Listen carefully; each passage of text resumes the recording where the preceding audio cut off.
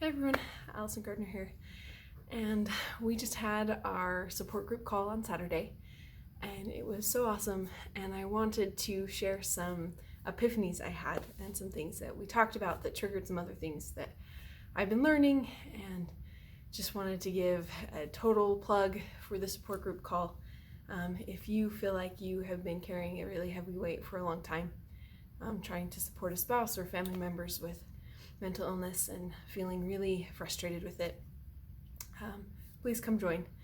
It's a call, so wherever you are in the country or in the world, you can join us. And it is so powerful to know that you are not alone and that there are other people that kind of get where you're coming from and you can talk through things with. So some of the things that we talked about on Saturday that were really powerful for me was we talked about self-compassion and talking about can't versus won't. And I've been thinking about that a lot, of when sort of a hallmark of supporting my spouse has been a lot of times I feel like I can't do things because I don't feel comfortable sometimes leaving my spouse alone for long periods of time. I don't feel comfortable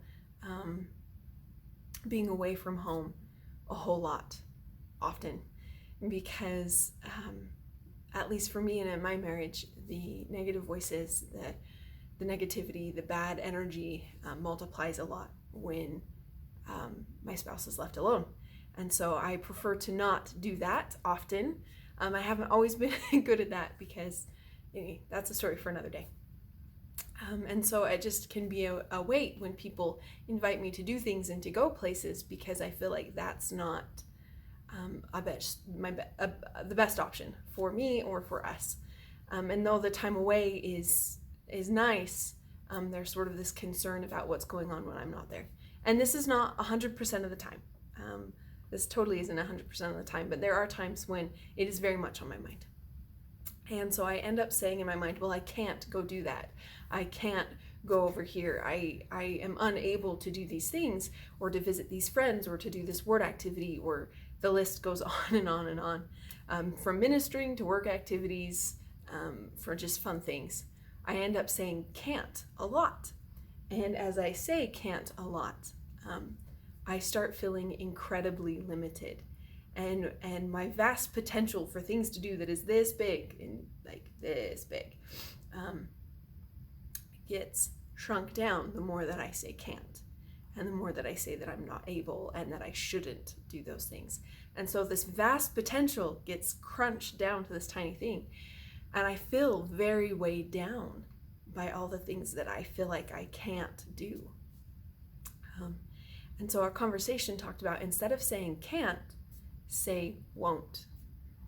Or the other step for me that feels a little bit better for me personally is I choose not to.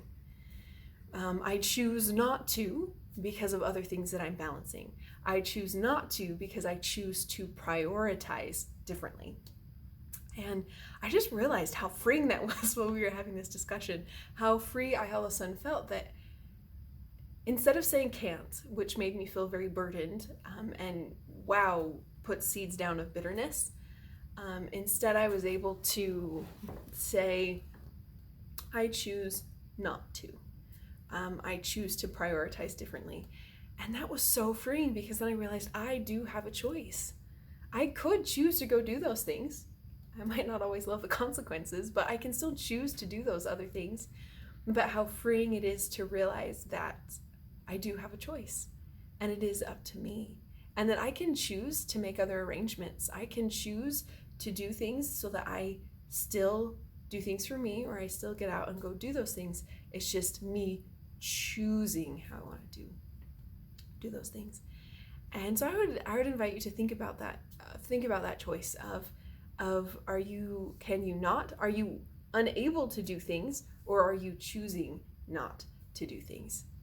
And that is such an incredibly freeing thought and an exciting idea. And so I hope that you'll dive into that.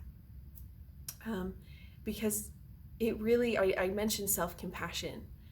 Self-compassion is this idea that ties so closely in with this, that I would beat myself up. Using can't was a way to beat myself up and make myself feel worse, that my life was limited and that my own abilities were limited because of the choices that I made.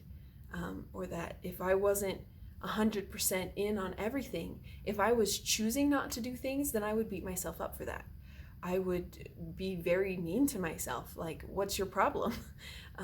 You're not doing all the things you should be doing. You're not living the law. I am very, for most of my life, I was very much oriented to, you have to live the law. You have to do things a certain way. You have to measure up. And so I would beat myself up when I wasn't able to do that, when I was choosing not to be all in at a church activity, or when I was struggling with ministering, or not being what I felt like not being there for my family because I needed to make a different choice. And I was very cruel to myself. But the meaner I was, the more trapped I felt, and the less that I felt motivated, or that I was able or had a desire to do those things important to me. And it's been quite awesome, actually, like an aha moment, realizing that when I choose to just be at peace with my choice, and that I can't do everything, but I don't need to do everything. It's about listening to my heart and fully doing what my heart and intuition and inspiration says. And as I do those things, then I'm empowered. Then I am empowered in the choices I make. I feel capable in the choices that I make. And so being kind is actually freeing, and allowing me to have more energy to do things that matter to me. So we've talked about can't, won't, choose, and being kind based on those choices we make, and not being mean to ourselves about those choices, because you can't do all the things all the time. But as you follow your heart and intuition and inspiration, you can choose things that will place you where you're needed. And that is so freeing and so powerful. And the last one that I want to talk about is neutral. And I've talked about this a couple times because it is a struggle and a consistent thing for me. In that a lot of times people say you need to be grateful, and that gratitude is freeing and gives you energy. I totally agree with all of those things. I've seen it in my life. There's a reason why I do write gratefuls. There's a reason why I make the choice to choose gratitude. But sometimes that choice is hard. You can be writing down gratefuls, picking out gratefuls, and still not feel it. And that was me this morning. It was a rough weekend. I had second guessed some choices that I'd made. I felt like I was seriously falling short on my goals and what I was trying to do, and that I wasn't a good wife, and I wasn't a good business person, and that I had fallen short.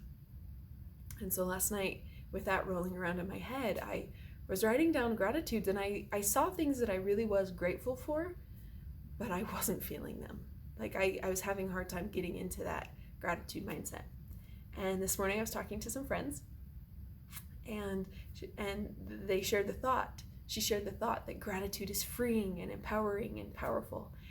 And I was like, yep, I believe you. And I know it's true, but I'm not feeling it. And I got mad and I was angry because it's like I counted my gratefuls. Anyway, I just was getting all uptight and kind of frustrated. But I stopped myself and I made a choice. I didn't say I won't feel grateful. I didn't say I can't feel grateful. I just said right now I'm not feeling grateful. So what can I choose instead? And so I chose to be neutral. And instead of passing judgment on myself for not being able to feel grateful, instead of being angry at my inability to do something, I chose to just be neutral. And it was amazing. That was a serious switch flip for me, because instead of feeling like I should be doing something or feeling like I had failed because I wasn't feeling it, instead I just went, wow, I am feeling unable to feel gratitude right now. So I'm just going to choose to not be angry about it. I'm not going to choose to be bitter about it. It's okay. It's okay to be right where I am. And I was. I finally felt peace about it. So I hope that if you are feeling trapped by life, if you feel like your potential is out here and what is happening is in here, I hope you'll choose to consciously choose to no longer say, I can't do that, or that it's not possible or I'm not able, but just that it's not the priority you're choosing in the moment. I hope that you will choose to be kind to yourself, and not pass judgment, not say should, not say supposed to, not say you're failing or you're unable, but to just say, it's okay. Because as you choose that as you feel that your effort is enough, then you can choose to do more. And that you will choose neutral when you need to, because sometimes neutral is your superpower, because it's not about failing, it's not about uber success. Neither one feels quite possible, and so you choose to be neutral and are empowered by being in that moment, whatever it is. Thank you for joining me on my next journey. I kind of thought that things were all better and perfect and wonderful because a lot of the darkness had left. But what I'm realizing is it's a continual journey. So thank you for joining me on this journey, and I hope you'll join us on the support group calls, so that you can have support on your journey, because mortality is a process, and it's a process for all of us. And I hope you go out, and if you need to be neutral, you're neutral, and you can make the choices to make your day whatever it needs to be. Bye.